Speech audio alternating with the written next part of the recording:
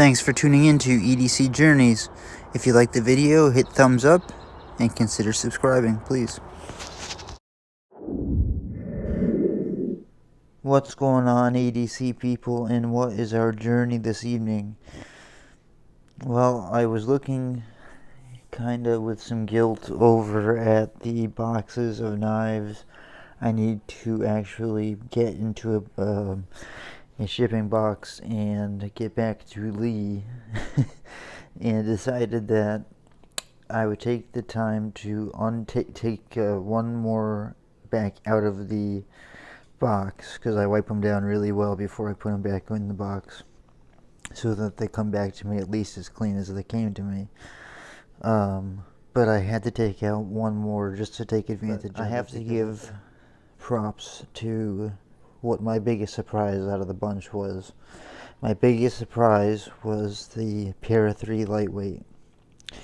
You know, I still love my lightweight, or the regular G10 lightweight, but I have to give credit where credit is due. The Para 3 in lightweight is kind of cool, and I am not an FRN guy. I voted against the Manix in lightweight primarily because of the rivets. That took a huge chunk of the decision away from me, or the decision away from it, because I was not going to have a knife with just rivets. I want screws, torque spits that can take out and undo my knife if I want to. I don't have the and I don't downplay the Manix or the layout of the Manix 2 lightweight. I don't fault that, and it has nothing to do with the steel that Lee sent me. Of course, the Rex 45 is cool. This is filthy because I think I was in the middle of sharpening it, and I was doing something. Well, whatever. We just won't take the blade out.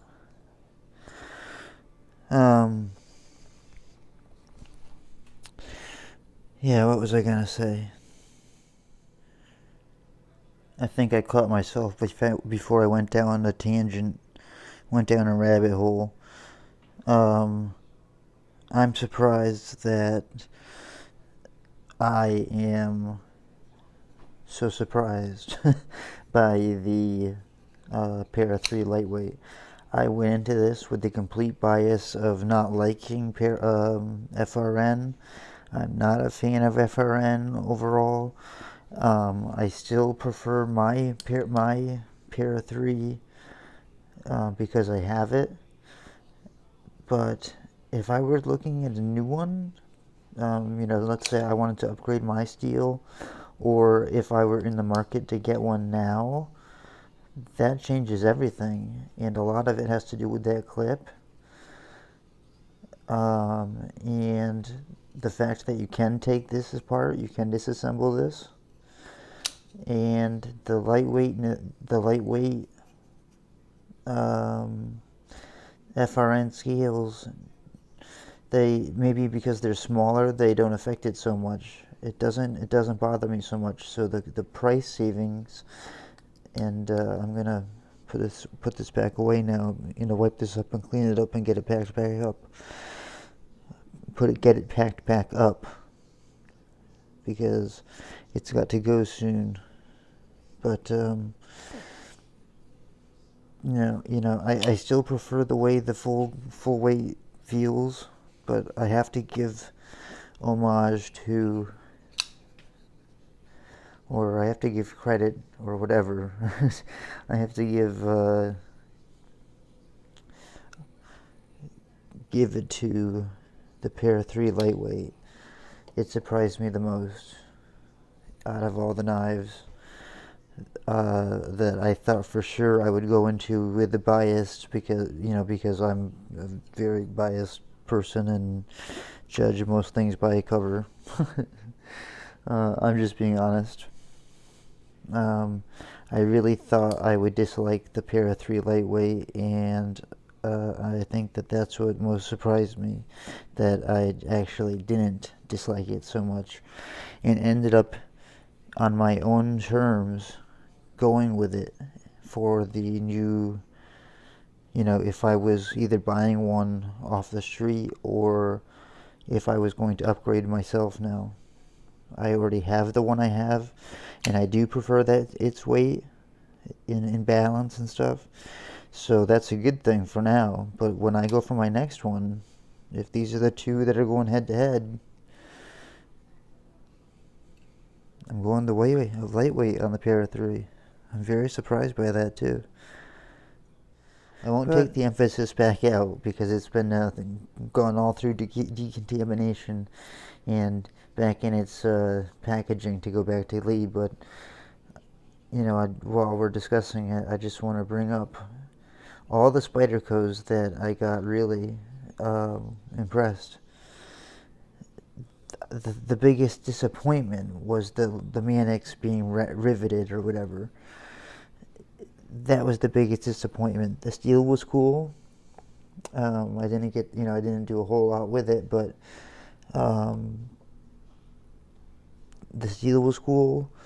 The handle was, I was against like I said, I have a bias against the FRN, and the Manix being larger has a lot more FRN, so I had more FRN to hate.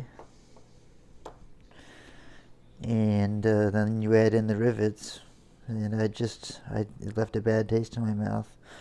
But I'm just going back to thinking, the 3 Spydercos you sent me were the Emphasis, the Para 3 lightweight, and the Manix lightweight. And 2 out of 3 of them I clearly liked. In the Manix, I don't not like, but it's just not. I'm not as surprised about it. Spyderco kept its reputation, as far as I'm concerned, on the knives that we're discussing, but the Manix lightweight was a disappointment for me, and I know that a lot of people love it, so I'm gonna probably get some hate comments, I would imagine.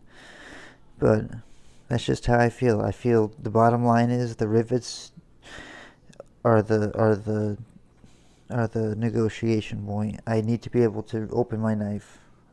Even if I never really have to, or have a reason to, or even if you are able to clean the lightweight, by opening it up and cleaning inside the FRN with a Q-tip or whatever, I don't like that. I want to be able to take apart the scales. I just do. That's just my. It's just me.